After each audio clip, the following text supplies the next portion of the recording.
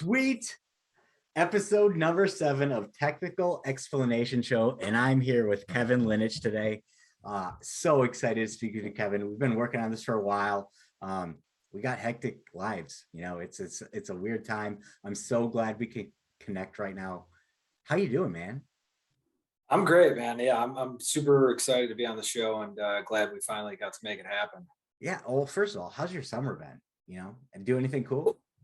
Well, I mean, I don't know if you can call it a summer for me. It's just better weather for me, and that's all it is. It's my schedule is pretty much the same year round, but definitely playing more golf and running on a lot more trails and doing some river hikes and stuff like that. So it's been fun. The weather's been great. So you like running, huh? Run a lot. Do you? Yeah, like 40 to 50 miles a week. Okay. Are you training for anything? To live as long as possible. Okay. Well, that's good. But so with running though, you said 30 to 50 miles a week. 40 to 50. Yeah. 40 to 50 a week. Do you go through running shoes pretty quick? Yeah. So I use this app called Strava, and it tracks all my runs for me, but it also tracks the distance on each of my shoes as well. So I set limits at 500 miles for each pair of shoes. And sometimes I'll run them more than that. If they're still in good shape, I'll run them more than that. But usually I'll retire them after 500 miles. All right. Sales pitch, because those are like super expensive, right? Running shoes are not cheap. It depends on what you get. Yeah. Well, look up this company though, Atreyu. Okay. You and I are the same age. Remember Never Ending Story? Yeah. Yeah, the lead character's name was Atreyu. Holy smokes. Yeah. All right. And he's running for his life, right? Yeah. So there's a company out of Austin, Texas that makes running shoes, and they're called Atreyu. But interesting. Here's the thing. It's a business model where you subscribe and you get a shoe and you tell them how much you run, and then they send you a new shoe after X amount of miles. I think I've heard of this company because I listen to there's really only one podcast I listen to. No offense. No offense taken. I'm new. It's called the Rich Roll podcast, and he's like an ultra endurance athlete. He's like a super healthy eater. He's a vegan. I know people get turned off by that. Hey, whatever, man. He's a Whole Foods plant-based food ambassador, basically. But I remember him talking about this company on one of the podcasts. As soon as you said the subscription model, I was like, wait a minute, I've heard about this. It makes perfect sense though, right? It totally does. Like, yeah. I mean, those are expensive and good, right? Keeps you safe. Helps you do your exercise safely on your joints and stuff. But like, if you know when those are not going to be safe anymore, and you can give them, it's brilliant. And yeah, so I learned about them only a couple months ago, but that's awesome, man. Running, golfing, eh? So sorry. Hey, I spent some time in Wisconsin, so I picked up some of that stuff. 7 years, I tried to assimilate. What's your handicap? Right now I'm sitting around a 5.2. All right. And your cousin Drew Upper can attest to that. Hey, well, next time you're in Sandusky, let me know. We're getting a new golf simulator, and we actually have a sponsorship there. And so, oh wow, yeah, you can like 450 different courses you can pick. You can golf. It'll trace your club and everything, tell you what you're doing wrong. And yeah, so I've played on several simulators, and I think they're pretty accurate, to be honest with you. The putting is very tricky. You got to figure that out. But, I think distance with most of your clubs, at least my personal experience, I found those things to be pretty darn accurate, especially the newer ones. Putting's going to always be tricky, right? Because they change the hole spots and everything else. And I mean, just putting is, if you can putt, hit the ball semi-straight, you can be semi-good. Well, and that's how my dad taught us all to play. we all started playing fairly young. My dad's a very good golfer. He's still a scratch golfer, and he's gonna be Wow. 70. Yeah, he's gonna be 70 in a couple weeks. But he started us on the green, and we worked back from there. Because when you think about Really? it, yeah, because when you think about it, putting is nearly half of your strokes every round. So we started on the green with putting, and then we worked at chipping, and then started hitting wedge shots, from 100 yards, and worked our way back to the tee, which I think is a really good teaching model for golf. Wow. I'm not a professional golfer or anything, but I've never heard of that before, and that actually makes the most sense. Actually, Yeah, like if we're, like you we're, said, we're smarter, not harder, I think is what you're gonna exactly, say, right? Like if exactly. half your strokes on the green, then figure out if you can chip and pitch, or Yep. if you can figure out what club can set you up really well. So Yeah, strategy. everybody wants to get on the driving range and start ripping drives. Well, in an 18-hole round, you're only hitting 12 to 14 drives. So what? Like, Well, yeah. I mean, you're only hitting those unless a lot of them go out of bounds, and you're doing it again with the stroke penalty, right? right, That's me. right. Uh, dude, I like that. I think we're gonna circle back to that. So, hey, man, tell me about, what do you do when you're not officiating? Obviously that's not your full-time job. What do you Wish. do to make? Wouldn't it be awesome? Like, Yeah, I yeah. wish this could be my full-time job, just talking to awesome wrestling people. But unfortunately, we got to do other things. I love what I get to do. I'm sure you love what you get to do. So tell me about what you do when you're not officiating. Yeah. So first and foremost, I'm a dad. I have a 12-year-old daughter who's a great kid. She's in 7th grade now, and she's a super cool kid. I'm really proud to be her dad, and I'm very grateful that I get to spend as much time with her as I do. So That's that's awesome, number man. one. Hey, what is she into? Is she doing sports? She's doing theater, music, anything like that? I mean, 12 years old, that's, Kind of a little bit of everything you just said, to be honest, Bryce. that's She's into awesome. she likes softball, volleyball. She's played soccer. She's done dance. She's been in the school play. She loves music. We go to concerts in the summers together. Other than the COVID year, we got a 5-year streak of Zach Brown band concerts going. Oh, dude, that's awesome. Yeah. So Did, thank did God they she did, likes a lot did of the you same just go music see I them do. at Blossom? Oh yeah. Yep. Yep. I was there this week. Dude, it was unbelievable. It Yeah. was one of the best. I've seen them 8 times now, twice at Wrigley Field. And the show this summer at Blossom a couple weeks ago was the best I've seen them. I don't know about you, man, but I got a theory.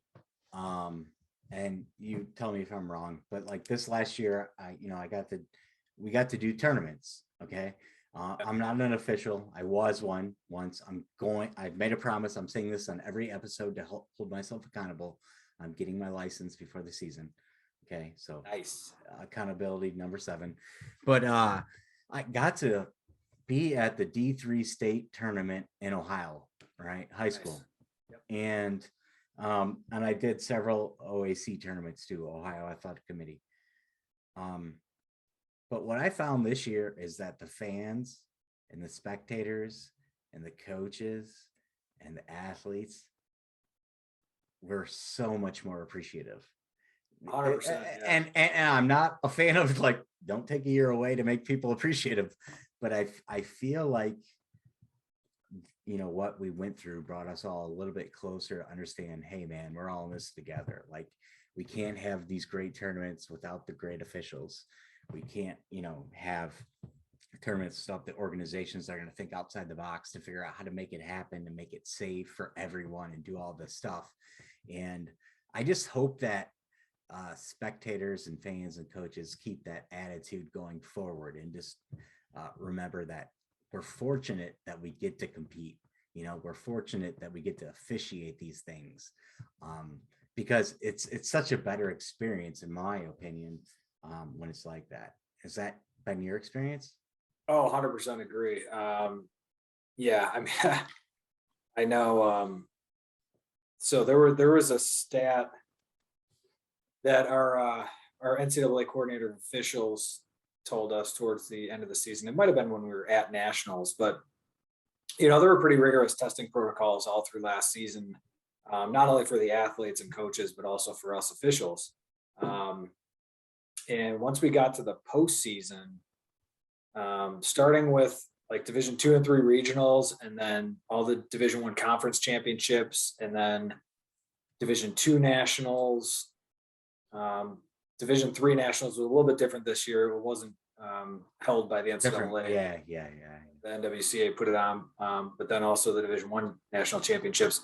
There were 0 positive tests in the postseason, which I think goes to your point, saying how much these athletes wanted to compete, that they were doing everything they could to protect themselves and protect their teammates, so that they didn't blow their season away. And let's face it, whether you're D1, D2, D3, if you're an athlete, doesn't matter. You are sacrificing a ton, and you're going through the same academic rigors that everyone else is. And to be able to do all of that and then say, I'm going to not sacrifice. I mean, sacrifice. I'm going to sacrifice, my social time and everything when I'm in college to do this, because this means so much to me. That's amazing. And the reason I didn't like the word sacrifice is we're all going through this together, right? I mean, it's none of us know what is going on. And the fact that we were able to have such a great year of competition, pull off the Olympics, and now we're not even 2 months away from our season again. Believe me, we're like 8 weeks. Who's counting? Who's counting, man? Hey, thank you for that. So you're a father first and foremost. Yep. What else do you do? So my full-time regular job, I work for a large cabinet manufacturer, and we have various lines of cabinets that we sell, some to Home Depot, some to Lowe's, and then I work in the Menards channel. So I have 20 Menards stores that I cover, basically like the northern third of Ohio, and then I have 4 in the Detroit area. So it's really an ideal job for my schedule, to be honest with you. And my boss is also a college wrestling official, so that really helps. Oh, that's awesome, dude. Yeah. So I lived in Wisconsin for a little over 7 years. The richest person, the most wealthy, I should say, person that lives in Wisconsin is the owner of Menards. Not Menard. Yeah. And before I left, I bought a house, remodeled it and everything. And that house it should have a Menard sign in front of it, because everything was bought from there. Love that place. They also sell Water Joe, caffeinated water. Big fan of that. I have not seen that. I gotta look for that. Oh yeah. Like one time I ordered it off Amazon, and I was like, man, I wish I could get it locally. And I put it on a tweet, right? Yeah. And Water Joe comes back and they're like, hey, your Menards in Sandusky sells it. And I'm like, oh, sweet. That's awesome. Oh my gosh. I gotta look for that next time I'm there, which will be tomorrow. Oh, all right. Awesome. Good luck to you. So we talked a lot about your personal life. And that's super important, man. But I want to tell you your wrestling story. That's what this whole thing is about. Sure. So I want to start as early as you care to remember. What was your first exposure to wrestling? So wrestling really isn't a huge part of my family, except for my uncle, Rick Flaherty, who is my mom's brother. So my mom grew up in Maple Heights, which I know that place. There's a lot of history in Maple Heights. So my uncle wrestled for Mike Milkovich Sr. Oh, really? Okay. Yeah. Yep. And my uncle placed 5th at state, then ended up going to Michigan State and wrestled at Michigan State. Battled a bunch of injuries. His body got kind of beat up, but that was really my only connection to wrestling in my family. And then, I'm the youngest of 3 boys, and we all played all sports growing up. I mean, I played soccer, baseball, I even played basketball for a couple of years, believe it or not. Okay. Okay. Well, we might dive into that. There's no diving into that. We might. We might. How much time do you got tonight, man? As much as you All need. right. All right. I like that Um, answer. Go ahead. So, my parents were cool because they let us try whatever we wanted. And my dad asked me, hey, do you want to try wrestling? And I grew up in Lyndhurst, so the closest club was the Mayfield Wrestling Club. And it was an awesome, awesome club. So I started there when I was 8 years old, in second grade. And we produced, we didn't know it at the time, obviously, how good some of these guys were, but man, some studs came out of that club. We had multiple college All-Americans come through that club, like Matt Delguide, Derek Bendow, we had Mike Picarillo, who played football at Akron. Yeah. We had so many good guys come through that club. So it was really a great place to start. And the coaches were tremendous. Super, super patient, great at teaching basic technique, but also like tough enough on you where they weren't babying anybody. Let's put it that way. Yeah. You had to grow, or you had to work, or else you're going to find your way out one way or another. Exactly. I think is what you're saying. I don't know. Yep. Absolutely. So it was really a great mix of like, learning how to be tough, basically, how to persevere, but also getting those very basic wrestling techniques, but stuff that I from the time I was 8, I used all the way through college, with snap downs and double legs and single legs and, just the basic stuff. But probably the setups and stuff you learned to make those things Absolutely. happen, right? That you don't even think of mentioning because it's just so natural, right? You learn Yeah. that so early that I don't even think about the setup. I just think Right. about the finish, right? Like you're not going into a match and be like, oh, single leg. You know what I mean? Like that's what's so awesome about what you just said is like you're talking about the system that you learned, right? Is Yeah. that correct? Yeah. And then you automatically go to your attacks, but most people wouldn't automatically go, this is what my attack was, right? They talk about what they thought the setups, but they ingrained that into, it sounds to me at least, so early that Very much so. Yeah. you don't even think about that. It's just, I'm going to this because I can move them that way. Does that make sense? Absolutely. Yeah. Yeah. All right. Sorry. Go ahead. That just impressed me. It was really a great place to start. And then high school was after that. Well, I wrestled in junior high. High school, yeah, university school. Yep. Right? Yep. Wrestled university school. Was really fortunate to have another great coach there. Is that in Beechwood, or is it right outside of Beach? It's really close, right? It's just outside of Beechwood. It's in a little township called Hunting Valley. Okay. That most people Yeah. don't even know. So when you look on the scoreboard though, at state, it's like Hun Valley Yeah, University exactly. School, right? Exactly. I Yep. know. I've seen it there. They're always in Absolutely. the top 10. All right, cool. Good for you, man. Yeah. So yeah, I was really fortunate to have another great coach there, a guy named Doug Lagarde, who I still keep in touch with. A really cool, quick story about our relationship. So number one, he beat the hell out of me all 4 years.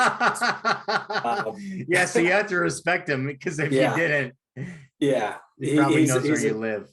tremendous guy, and we've always kept in touch. And so when I when I got selected to officiate my first Division I national championships, which was the 2019 tournament in Pittsburgh, he so he doesn't live in Cleveland anymore. He lives in just outside of Washington D.C. And he's the headmaster of the Severn School, which is another private school down there. They have wrestling? I believe they do, yeah.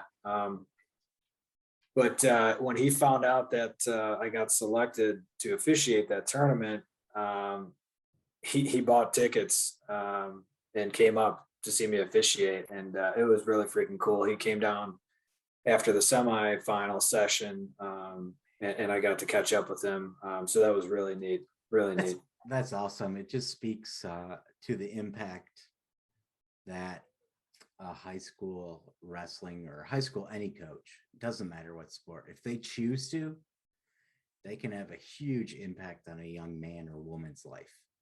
100%. Yeah. I mean, you think about how much time you spend with that person. The point of your life that you're in, that's like a really developmental period of a young boy or young girl's life. So to have a positive influence is, other than your parents, is, in my mind, is really critical. Well, I think you hit it on the head there. I mean, it's not it's the most important part of development, and your parents are actually the people you don't want to hear from the most, right? So I never went through that stage, thank God. Well, like, I mean, I love my parents, I do too, but yeah. I mean, but when your parents can say something to you 100 times, right? Right. But like when this other person that isn't your parent, that has invested so much time in you, which you don't realize at the time, it sounds like you may have, but you realize now. I realize it much more now, especially since I have my own kid. Right. Exactly. Right.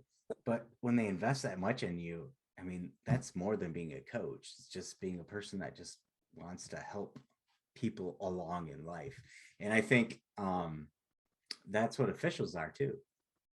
And people don't really 100%. understand that, because it's a lot of times you guys are in an adversarial role, right? Oh, I'm wrestling this match. Athlete, yes. And the athlete is, I could lose this match because of the official. Well, not really. If you took them down 6 times and, they didn't get up, boom, you leave it out of their hands. But I guess what I'm trying to say is, like, wrestling, the people that have been through wrestling, it's a family that really do care. It's not just about the sport. It's about making better young men and women and just kind of guiding them along. And it sounds like that's what you experienced. Is that accurate? Absolutely, man. I love running into wrestling people.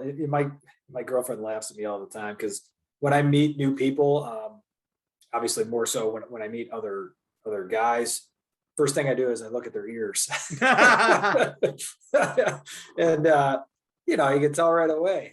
Where'd you wrestle? Tell me about how you got those ears. Yeah, I get to travel a lot for work, and I love when I'm at an airport and I see someone in a barbarian apparel, shirt, or Rudis or Scrap Life or whatever.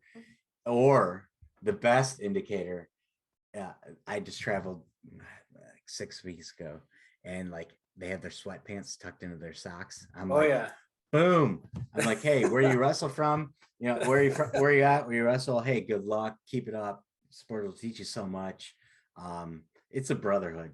And really now the coolest thing now is there's a sisterhood building too, with the rise of women's wrestling, which we need to sanction in Ohio. Sorry, sanction Ohio. We can talk about that. We're gonna get there. This has been great, man. So high school, university school, tell me about your high school career at the Ohio State, in Ohio. They're D1, right? Division 2. Two. Okay. Yeah. So it's an all boys school. I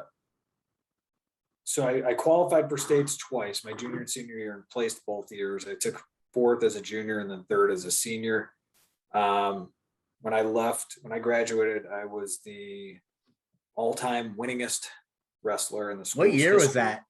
2000. Aging you. All right. Because I'm a 2002. So yeah. All right, cool. All right. I was trying to become the school's first state champ. Unfortunately, that didn't happen. But it did happen. Who'd you run into? So we had a really great little crosstown rival. He was a wrestler for Walsh named Nate Goulash. Yeah, and I know that name. Walsh. Yeah, super great guy. So I beat him in the sectional finals, and then he beat me in the district finals. And there were articles in 2 different papers: the Cleveland Plain Dealer, which is like the biggest paper in Cleveland, and then the News Herald, which is more of a Lake County paper, leading up to state tournament, saying, hey, like, this guy can be the high school's first state champ. There's going to be this rubber match. Who's going to win the 3rd one? Pressure. But yeah, I don't know. Call it pressure. Frankly, it's my own dang fault that I didn't get to the state finals. I lost to a guy named Travis Moody in the semifinals from Buckeye High School, Know who was that another name. rival of mine. Travis and I wrestled a bunch of times in high school, and I won more times than I lost against him. Unfortunately, he beat me in the most important match, Yeah. and it was my own fault. Come the third period, my coach, who knew Moody was really good on top, told me to pick neutral, and I was like, no, I can get out. So I went down, and he ended up tilting me for 2 points in that period, and that was the difference in the match. I lost 6-4. So it was my own stubbornness that cost me a potential, trip to the finals. But whatever, like, who cares? So yeah, we're gonna talk about the career after that. Who cares? But it was a great learning experience. Trust me. You went to Kent State though, shortly after that, right? I did. Yeah. Did you wrestle with some uppers? You mentioned the uppers. Oh yeah, I mean, Drew and Jared were two of my main drill partners, and also the guys I was fighting for starting spots with. So I know them very, very well. So you don't know Corey and Troy were after you then? Yeah, I mean, I obviously know them all, but they weren't competing when I was. Yeah. Oh man, the stories we could tell about those fellows, right? I got nothing negative to say about the up. Well, good, because it'd get edited out of this. That's true.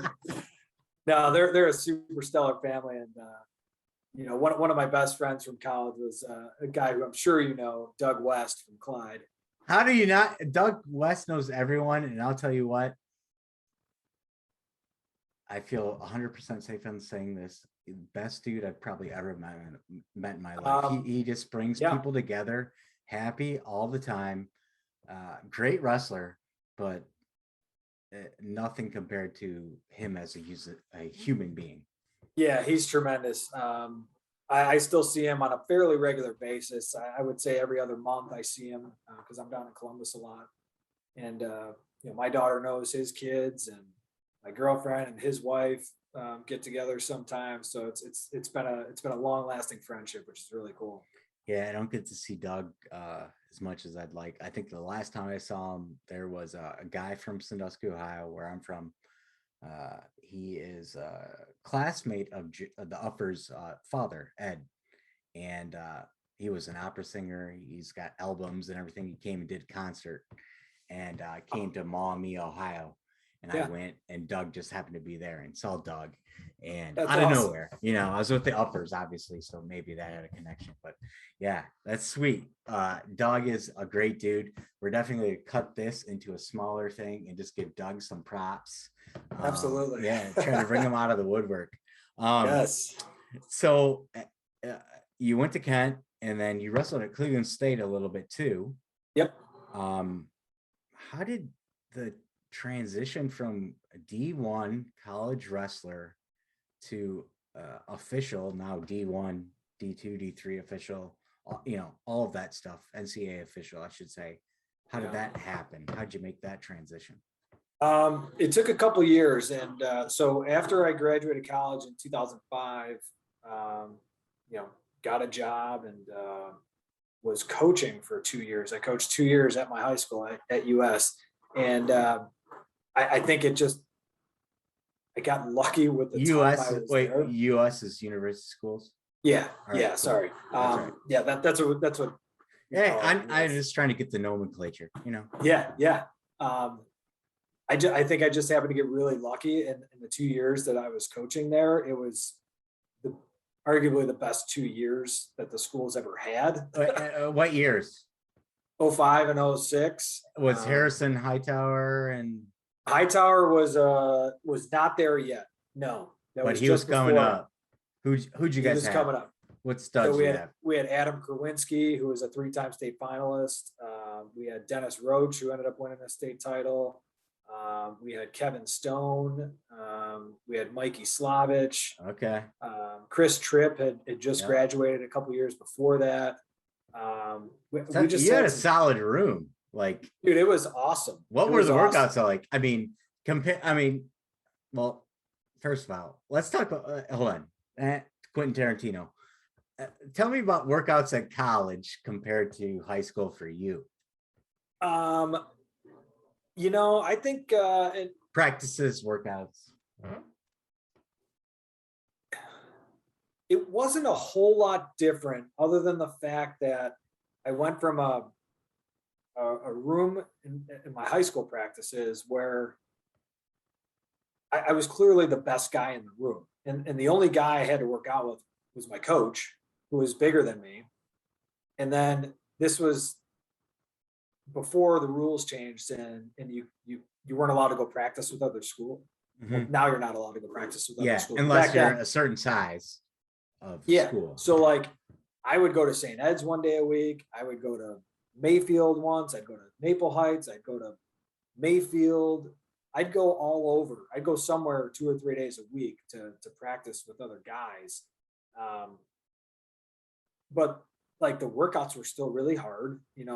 I pushed myself every practice, and then also had to work out again, to maintain weight. So I was used to the 2-a-day workouts. The biggest difference between high school and college for me personally was the fact that everybody in the wrestling room was just as good, if not better than you were. Yeah. So you didn't have to go somewhere else. You just had to walk 3 feet and you'd get beat up every day. I mean, and it's just really intense because, in some weight classes, there's 3 or 4 guys fighting for one spot, and it's tough, man. It's a grind. It really is. It's a full-time job, along with the academics. It's a grind in college. And I can only talk about wrestling, but I'm sure a lot of other sports are like that. And I'm sure they all are. I mean, wrestling physically and mentally, it's up there, right? I mean, off the top of my head, I could say maybe football, hockey. But none of those other sports have the weight cutting aspect. Which No, they don't. They don't have the mental. It's the physical. Right. And again, I'm not a D1. I'm not a D. I wouldn't even be a D13 athlete. So I can't even speak to that. And again, we're wrestlers, so I get that. But what I really wanted, I guess, what I was trying to understand better is how did the transition? The transition. So I mean, I loved coaching. I really did. And I'm glad I did it because it helped me also be a better official. But the reason I got into officiating is because when I was coaching, there were some guys who I knew who were officials. A guy named Jody Chesborough was one of them. He's from Menard area. And then another guy named Chris Shears, who was a multiple-time All-American for Ashland University in Division II. Eagles, right? Ashland Eagles. Yep, purple and yellow, purple and gold. Yeah. Chris was 2 years older than me, but we used to work out in the summer times together. We'd go up to Solon open mats together, and we'd roll around with guys like Harry Lester and Jay Jaggers. Oh, geez, yeah. We had some really good groups. So Chris and Jody were all. Wait, hold on. Could you ask for a better room at that time to roll around with the Cradle King, and then Harry Lester, who just like throwing people on their heads? It was really cool. I mean, obviously I knew how good those guys were at the time, but I didn't know how good they were going to go on to be. And first of all, I just want to do this as a kid that went to high school that graduated with 54 kids in their entire grade, less than 200 boys, Division III wrestling, Harry Lester and Jay Jaggers. I'll just throw out D3 Stevers, I'm just saying, I got to represent Tommy Rollins, D3, D3 right? Represent. Everyone thinks Colin Moore. I could go on, folks, but go ahead. So those guys put the bug in my ear because I knew Chris pretty well, and the 2007 season, I got married, and I wasn't coaching. And it was like the 1 year of no wrestling in my life since I was 8 years old. Really? And it was terrible. It sucked.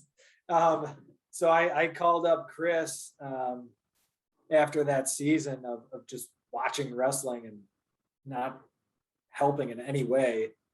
I was like, man, I think now's a good time to get into officiating, because I was working full time and I couldn't be at practice every day with the kids. And if I can't be at practice and do all the things to prepare the team, I don't want to do it. You know what I mean?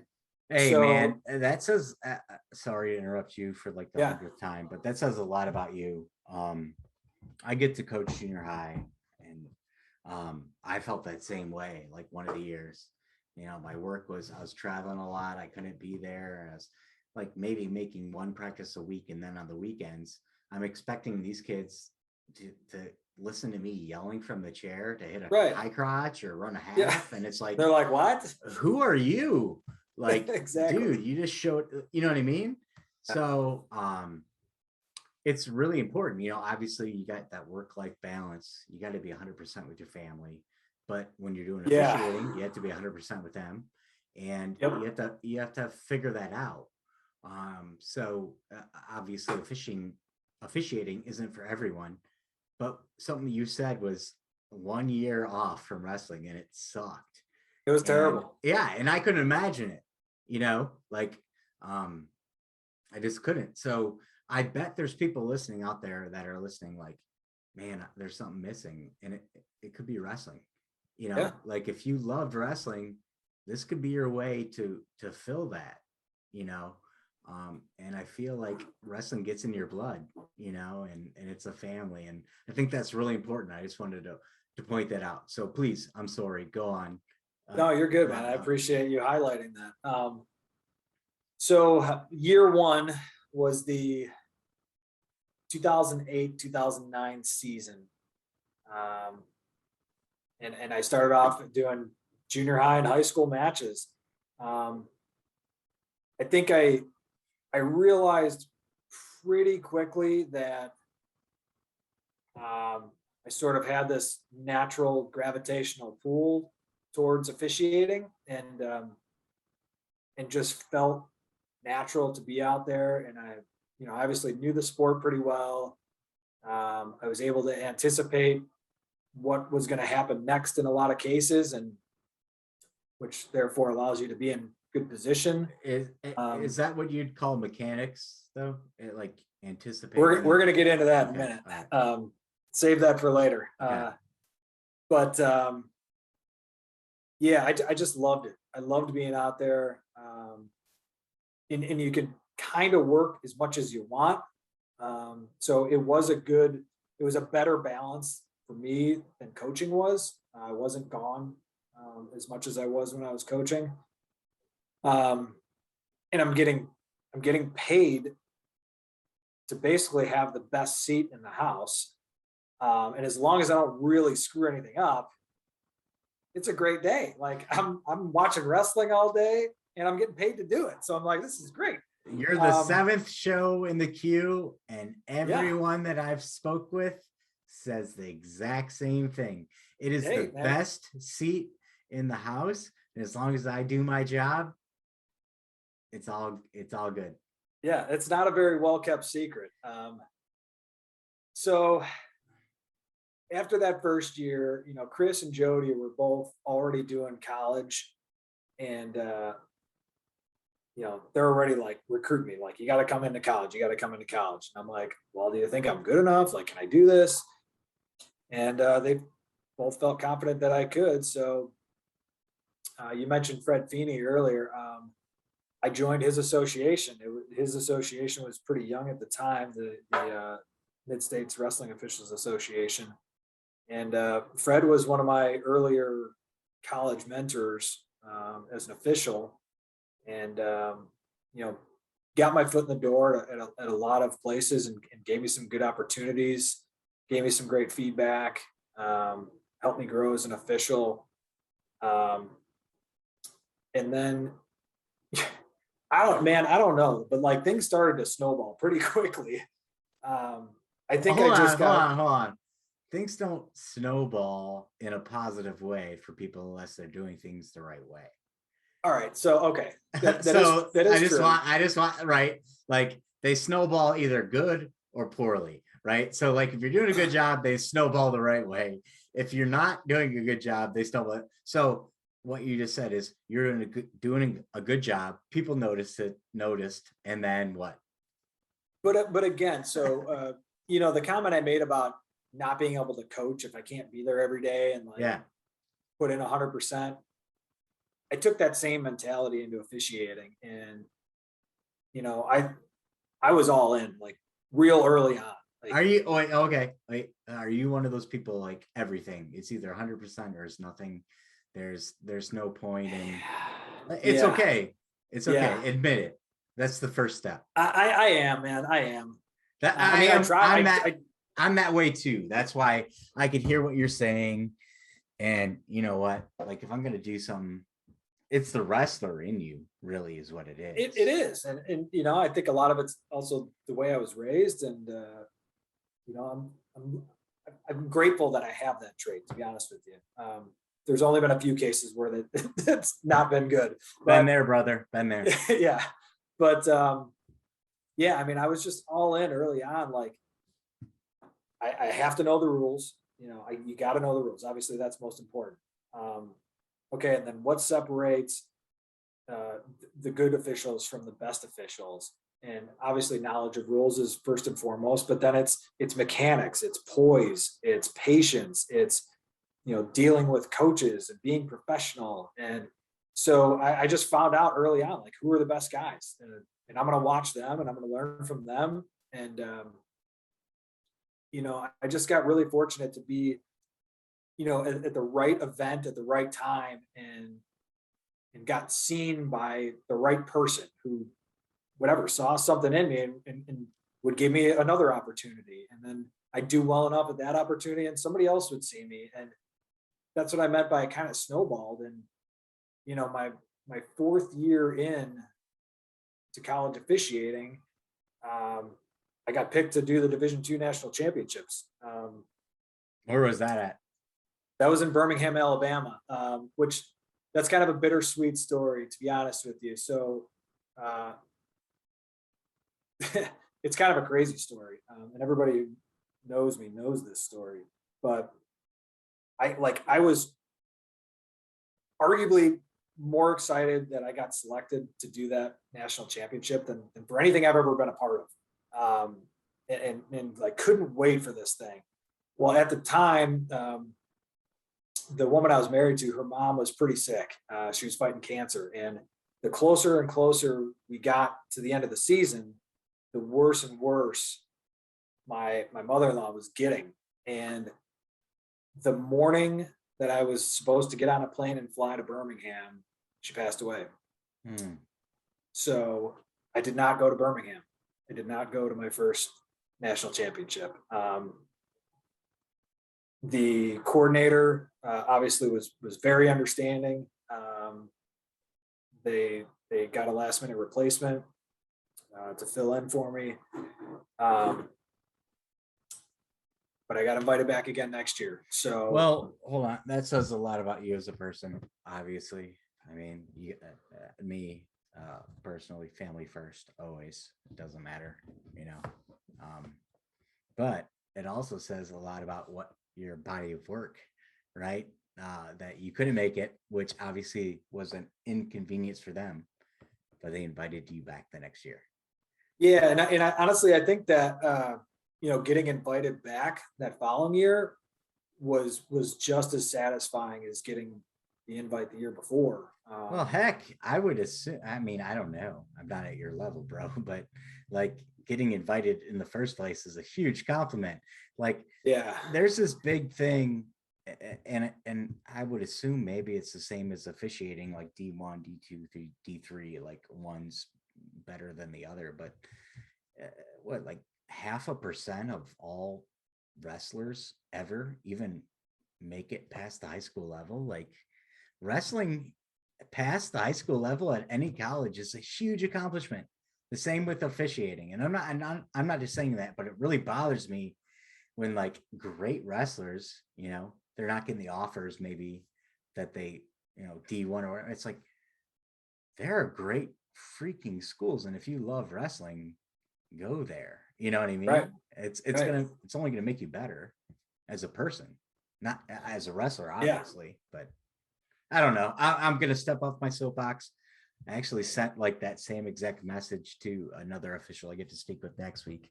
And I'm just like, let's talk about this because it bothers me. You Yeah. know, like wrestling beyond high school is a huge accomplishment. And then officiating, I mean, I don't know the percentages, but officiating a national championship, that's a small percentage. Yeah.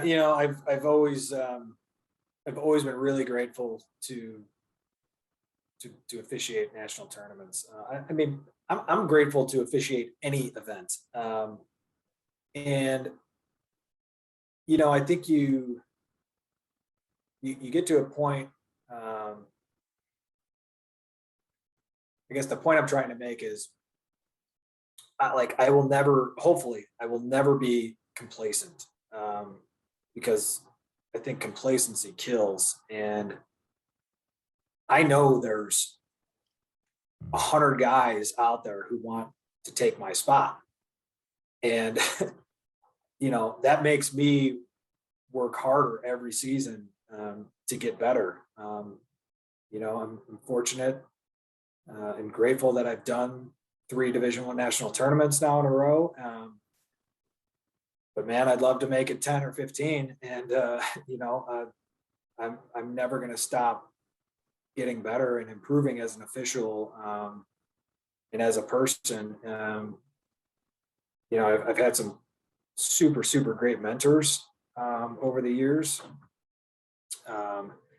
And what's been really cool is now I'm taking on more and more of a mentoring role and helping develop other younger officials. And that is really, really cool to be a part of. So Kevin, do you think, and maybe this is a trap question, so take it for what it's worth, but do you think that what I heard from you is a competitor's mindset, right? And wrestling, a lot of times people, it's a solo sport, it's a team sport too. I mean, Yep. You're the only one that can control what comes out in the 6 minutes or 7 minutes in college on the mat. But your outcome affects the team. Do you think your mindset about becoming the best official and getting better every year could be attributed to your wrestling experience? Because I don't know if everyone would approach what they do professionally, and I know you have another professional job too, but for me, sometimes I get into trouble because I'm like, look, I'm gonna do this, like this is me, I don't need any other help, like it needs to be done, we're gonna get it done. Do you think that's the wrestler in you, or is that how you were before wrestling? Or I mean, what do you think? I think I'm a pretty competitive person in general. Like, I don't even want my daughter to beat me in Scrabble. You know what I mean? It's like, Have you ever have you ever done strengths finders? no, Okay. no. All right. But let me clarify something. I'm not trying to be the quote unquote best official. You're not trying to be Tom Brady, you're just trying to get better. I'm trying to be the best official I can be, and just continually improving my skills, my knowledge of the rules, my mechanics, my positioning. And I think if I do that and I can control the things that I can control, I think I put myself in a good spot for positive things to happen. Yeah, it's a great mindset. About strengths finders. I don't know how much it costs, but I've done it 4 times, and every time I've like 4 times over like 12 years of my life, and every time, number one, competition is my strength, and it's my greatest weakness and my greatest strength. And Ain't that the truth? I wonder if like we could get like a cohort of like wrestlers to take it and like see what percentage competition would be there. I think it'd be pretty high. I bet it would, and maybe we could get published. But so let's talk a little bit more about officiating. first of all, tell me about your shirt. You're wearing ACC. Yeah. Why is that? Just representing the conference that I work for. So you know, part of the pathway to getting to officiate the Division I championships is you got to get into a Division I conference and do a conference championship. So I did my first Division I conference championship I did was the EWL, which doesn't exist anymore. It has since merged with the MAC. That was back in 2014, I think it was. And then I did the MAC championships for 4 years. And now I've done 3 ACC championships. And the ACC has been tremendous. Well, I'll tell you this. I can't remember the exact weight or the match, but I can remember exactly how I felt last year at the ACC championships. One of the best matches I ever saw. One of the best color commentary calls. They even had the video on. I think I can't remember who it was, but I mean, the Wolfpack are coming on hard. The Hokies are. West Virginia's not a joke. No, I mean that's an up and coming conference. That the duel you're talking about, the match you're talking about, was a 125-pound match. NC State and Virginia Tech. Yep. It was the last match of the duel, and whoever wins that match was going to win the duel. And dude, that was insane. It was nuts. It was insane. Yeah, and the freshman from Virginia Tech hits a 4-point move with 5 seconds left in the match to win the match and ultimately win the duel for his team. It was crazy. It was awesome. And that video went viral. Like I remember just losing my mind because I just got like a new TV and moved in my new place. And I just remember I was sitting in a camping chair. My furniture wasn't even in a new place. And I'm sitting there in front of my TV like, oh my God, like I hope everyone's watching this. This is amazing. Yeah. And my man Rock Harrison, who's one of the commentators for the ACC. That's it. He's the one that was like out of his chair. He's like my mom at a junior high match shooting. Yeah, dude. He's the best. Goodness. He is the best. All right, we gotta tag him in this. We're tagging him. You should, man. Rock is a live wire.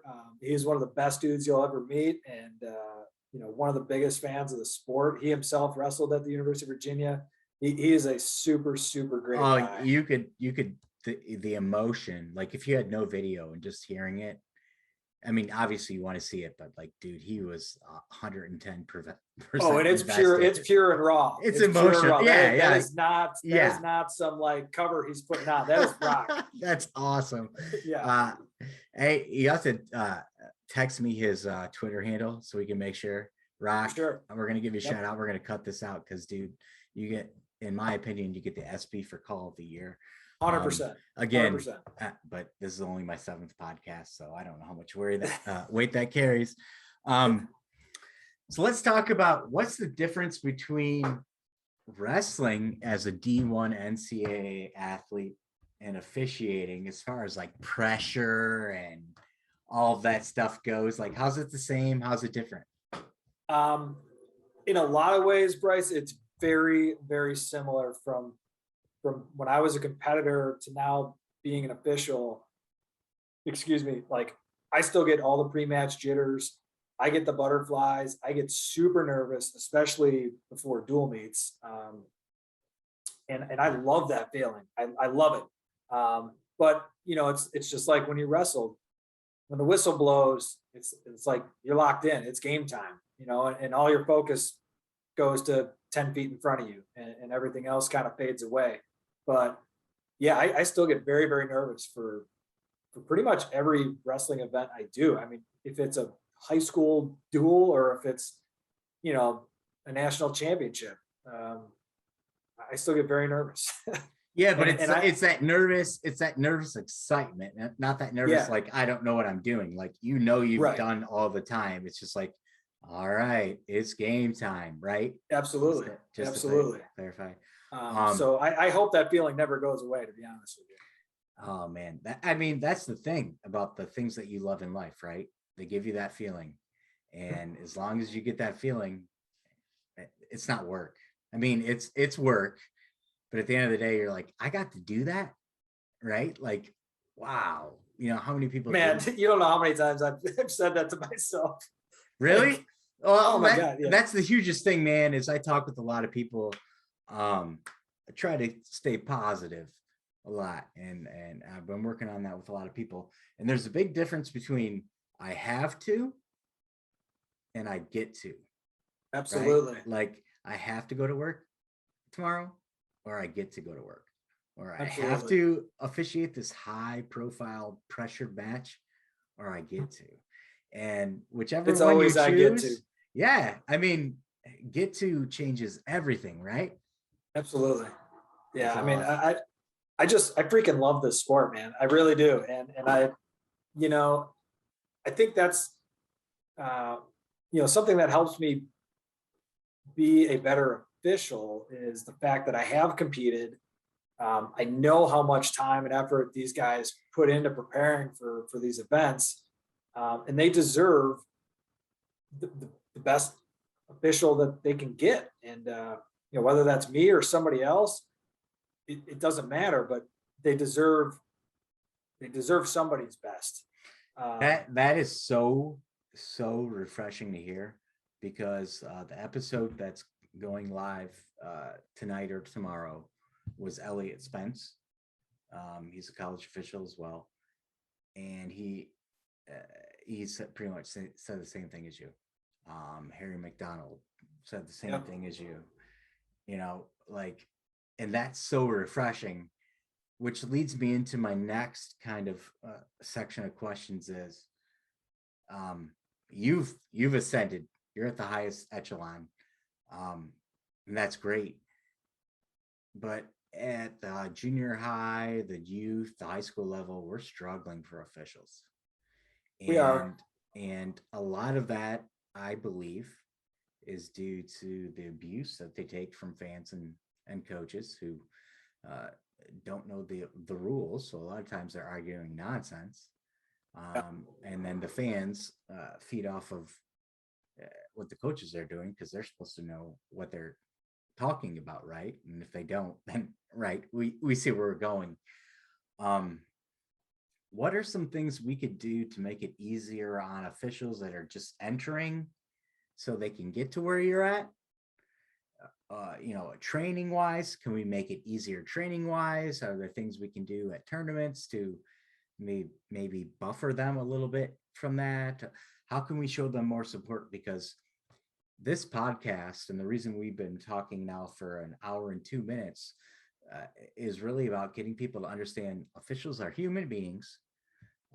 They love the sport, and many times, like you, they've competed in the sport many times longer than you did, at a higher Yeah. level than you did. Yeah. They're not making millions to do this, and they're doing this because they want the sport to grow. So in your opinion, what are some things we can do to make the life of a referee not as abrasive, maybe? Yeah. It's a difficult question. And,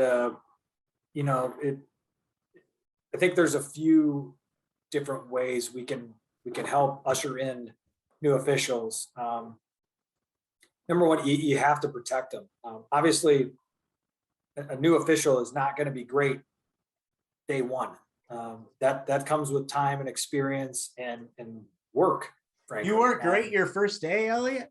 I mean, sorry, Kevin. Sorry. No, probably not. Probably not. I'm guessing. Oh no. man, I don't believe it. But I think that's where the mentoring comes in play. You got to have somebody who can grab your shirt and say, "Hey, you're coming to this event with me. I want you to walk the outside. You can be my assistant. You'll be able to learn. You'll get a feel for the intensity, and then have that mentor start working into different events. Where you can pop in and do a match here and do a match there, and have him assist you, so that if you find yourself in a tough spot, that you got somebody there who can help lead you out of it. I think you listen, there are, at every level, you're always going to have coaches and fans that don't know the rules. And frankly, I don't know how you change that. I don't think you ever do change that. I don't, I don't know You, how you do either. And you won't. You won't. when we get offline, actually, I'm going to talk to you about some future episodes. Yeah. We want to do to try to move that needle in the right way. But every year from as long as I've been alive, the NHSCA and everyone, they send out the rules. They give you a poster. You put it in your wrestling room. Some teach to it, some just put it up there and say job's done. And they tell you these are the emphasis. This is the emphasis for this year. And then the first 4 weeks, it's, what are you talking about? Right? Like, exactly. So I hear what you're saying is you can do everything you want, but any ideas? Yeah, I think educating is a big part of it. I think, there shouldn't have to be this wall between coaches and officials. There's no reason why we can't work together to make that relationship better. And I think it has gotten better. Like, for example, in the ACC this year, our coordinator of officials, Jimmy Chung, called all 6 schools in the ACC and said, hey, what do you think about me and 1 or 2 of our officials coming to your school, to your wrestling room, and doing a clinic on a day of your choice? And every one of them was like, yes, we want that. So the coaches, they want to know the rules. I mean, if I was a coach, I want to know what I'm coaching and what I'm saying is correct or incorrect. I don't want to sound like an idiot. You know what I mean? So we should be educating the coaches more. I'm really excited about doing these clinics. I'm going to be helping Jimmy at Virginia Tech in Virginia doing their clinics. And it's a time where I think a lot like this podcast, the coaches will see the human side of us and start to hopefully better understand that we work our freaking butts off to be the best official we can be. We take it very seriously. We work to get every call right. Maybe that doesn't happen the first time, but luckily at the college level, we have video review and we can look at it and correct it. But I think strengthening the relationship between the officials and the coaches is critical to the growth. So I'm also the president of my high school officials association here in Northeast Ohio, and something cool that we did the last couple seasons was we had basically like a town hall meeting, and we invited all the local coaches because we have a master list of them. We just email blasted them and said, hey, we're going to be doing town hall meeting on this date at this place. Come, here's your chance. There's going to be officials sitting on stage. We had a couple coaches up there, like Coach Heffernan from St. Ed's was up there. Yeah. We had, oh my God, I'm going to kick myself for not remembering his name, but he's Bedford High School's head coach. We had him, and then we had myself and 2 other officials up there, and it was an awesome conversation. And the coach pretty good. Was turnout pretty good? It turned out fantastic. Yeah. The coaches got to ask us questions. We got to ask the coaches questions. And I think everybody walked away like, okay, that was cool. Like, we have a better understanding of one another. So I think little things like that, I think, everybody's got a camera, everybody's got a phone, social media is out there. There's all different platforms to educate coaches and officials and athletes. Maybe we need to do a better job of putting more videos together and sending them to coaches and to athletes and, explaining things better so that everybody can kind of have a better understanding of one another. Yeah, Kevin. So you just made me think I'm going to hit you up a whole bunch of times for more videos on that kind of stuff, because I think what I heard you say is accessibility to the wrestling officials who know the rules and know the points of emphasis is there. Yeah. But we just need to raise awareness to the coaches about the accessibility and how they can get that information so they're prepared. Is that Absolutely. accurate? Is that Yeah. accurate? And I think that's, as long as it's delivered in a professional manner. but hopefully Yeah. this is professional, because Yeah. Oh yeah. I'll tell 100%. you what, you, me, all the officials I've got spoke with, the Ohio Athletic Committee, Jared Upper, Mark Neiman, Drew Blogs, Rob Yeah. Gore, we're all getting together, and it's going to come evident pretty soon. And we're trying to make a hub for all the information you need for Ohio wrestling, whether it's about how to become an official, how to understand officials better, how to watch wrestling matches, what's coming up in Ohio on wrestling matches, what are the turnout, like all of that stuff. We're trying to make that Great hub, idea. because I was a wrestling official. I got my license back in high school, because of an injury, ended my career. Did that throughout college. Never even looked into it until a couple of months ago, and it was hard to find. Like, Yeah. hard to find how to become an official. So that's kind of what spurred this on. Is we're like, if it's hard to find and we wonder why we don't have enough officials, what are we going to do about making it easier to find and get people to understand why people are officials in the first place? So it's so good to hear some of the things that you said, because it's reinforcing what we're trying to do. So we've talked for quite a while here, man, and I want to be respectful of your time. And I know, well, I'm hopeful we'll talk after. I can get you on again. But Absolutely. if you had to right now, if you're put up in front of a room of 300 people, and they're all former wrestlers, none of them are going to go on to wrestle anymore, the high school career decided, what's your pitch to them to even consider becoming a wrestling official? I don't know. Come spend a day with me, get yelled at, and make some money. No. I like that, because that's honest, right? It's like, if you're a salesperson, It is. it's like, hey, you're gonna buy this stuff or not, right? But Yeah. I mean, that's what it really is. Like, do you love this thing or not? Like, if you love wrestling, this is a no-brainer. You're gonna get paid, you get to watch wrestling, have the best seat. But what's your non unpolished pitch? So I mean, you touched on a lot of the points. If you want to coach but can't, if you're done competing, great. If you want to stay involved with the sport, this is a great avenue to do that. The sport needs more good officials. We need more young officials. There's a big group of officials that are aging out, and we need to backfill. We need to backfill that wave that's going to be exiting the sport, and the sport can't move forward without officials. So, holler at your boy.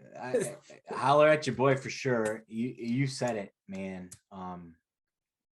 Without officials, there is no wrestling, and a lot of people don't remember that, right? And one of the other things is, even if there are officials, if they're not quality officials, then the level of competition goes down.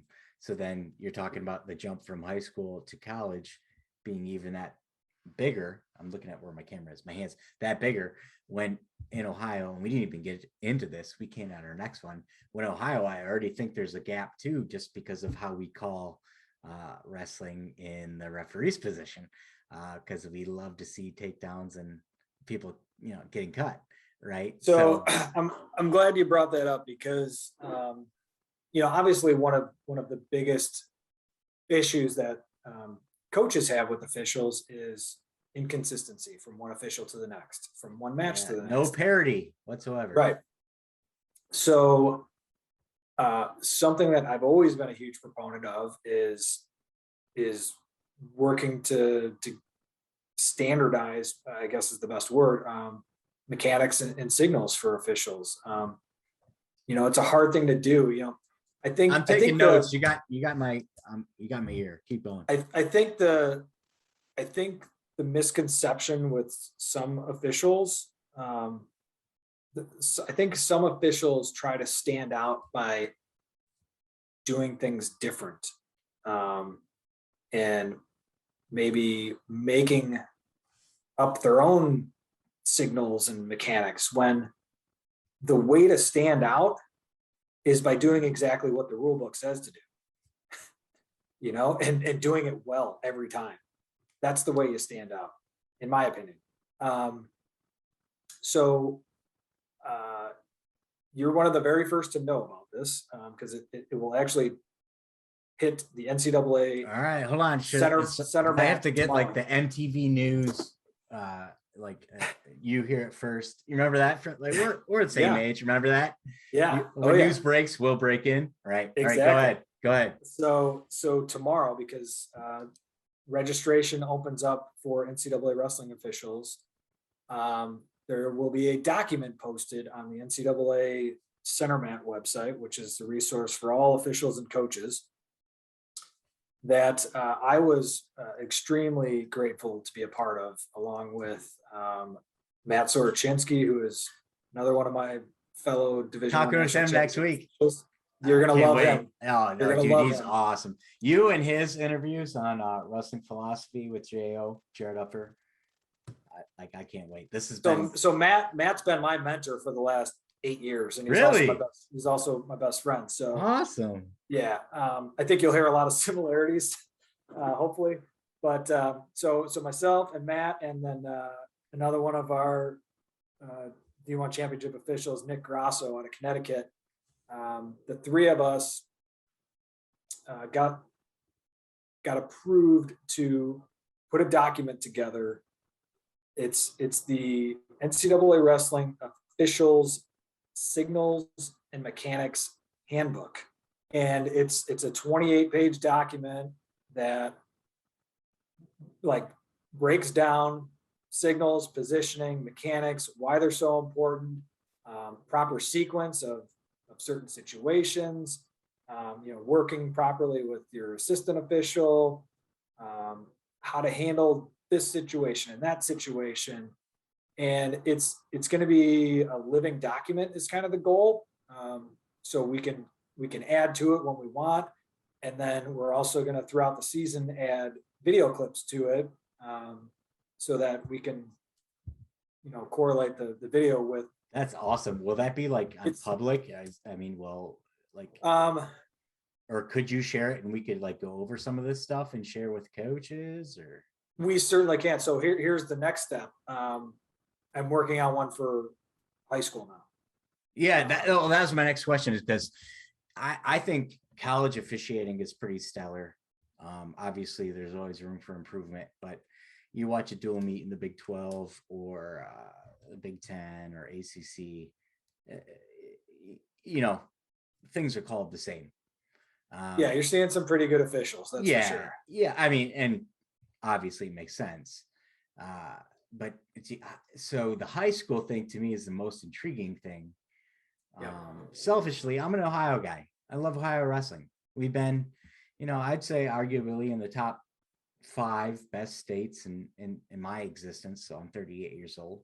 So, we've been up there, but there's such a big gap between whoever you put in 1, 2, 3, or wherever you put us, just because of our style. So I would love to see some parity.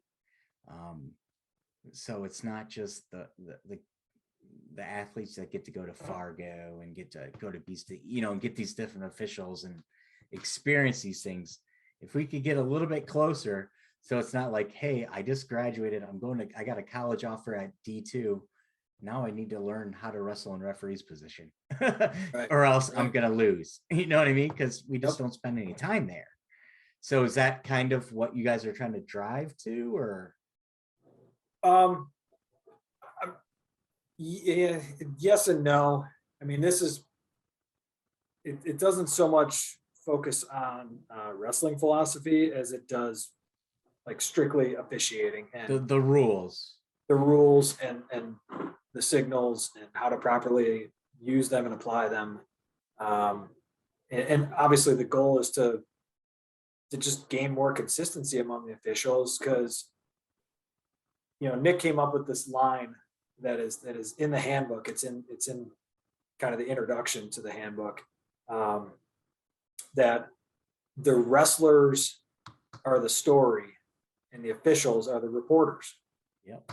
And the better and more clearly we communicate to the athletes, to the coaches, and to the fans, the easier the sport's going to be to understand. The officials that communicate when they're making a call clearly and say, I've got green in control, or as a coach and a fan, makes my job way easier, because I know exactly what perspective they're taking right now. Yep. You know, it could look like we're close to an escape, but if he's saying green's still in control, I know, hey, you got to keep moving, like you're there, right? Yep. So not only to the wrestlers, if they can learn, and I remember I couldn't hear anything other than my mom, the coaches. But yeah, that's huge, man. Is there any way? So is this only privy to, you know, college officials? Is there any way the public could get access to this, or?